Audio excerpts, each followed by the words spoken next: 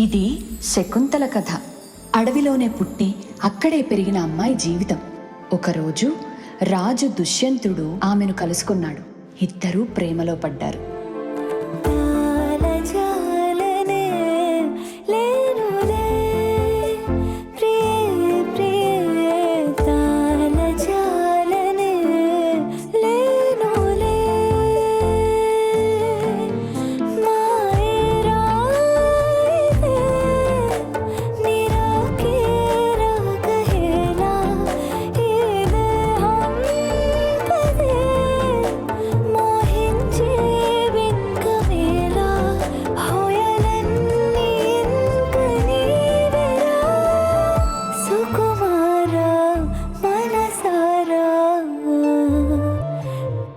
వాళ్ళిద్దరూ గాంధర్వ వివాహం చేసుకున్నారు.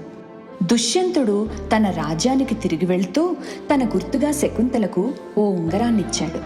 తను మళ్ళీ వచ్చి ఆమెను తీసుకెళ్తానని మాటిచ్చాడు.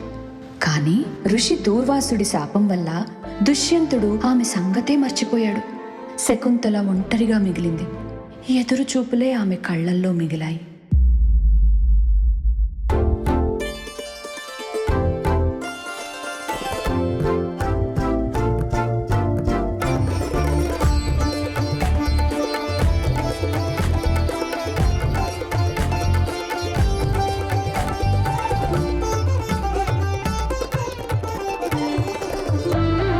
ప్రతిరోజు ఆమె అతని రాక కోసం ఎదురుచూసేది. కానీ మనిషి జాడే లేదు, ఎలాంటి సందేశమూ లేదు.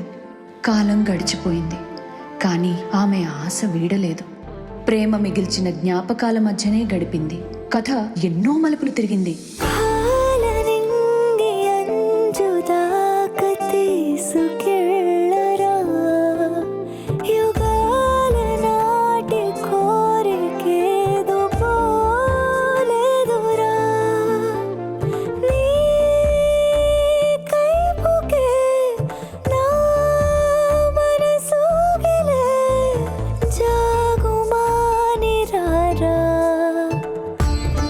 దుష్యంతుడికి ఉంగరం తిరిగి దొరకగానే అతనికి అన్నీ గుర్తొచ్చాయి. వెంటనే శకుంతలను చూడ్డానికి, ఆమెను తనతో తీసుకురావడానికి ఆశ్రమానికి పరిగెత్తాడు. చివరిగా ఇద్దరూ కలిశారు. అన్ని కష్టాల్ని దాటుకొని ప్రేమ గెలిచింది. వాళ్ళిద్దరినీ కలిపింది.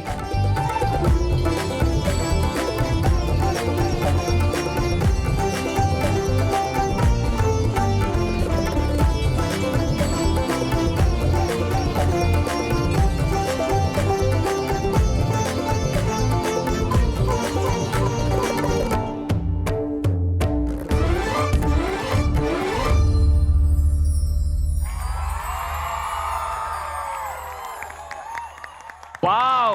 Wow! Ba ba ba ba ba.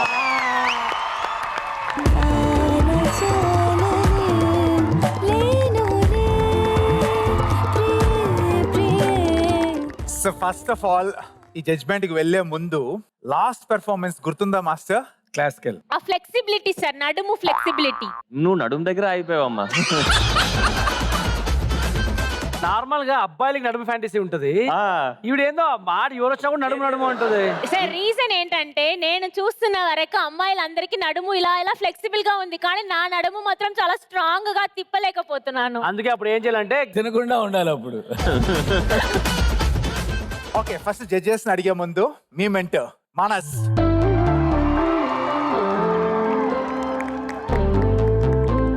మరి ఇప్పుడు జడ్జెస్ ఫస్ట్ శేఖర్ మాస్టర్.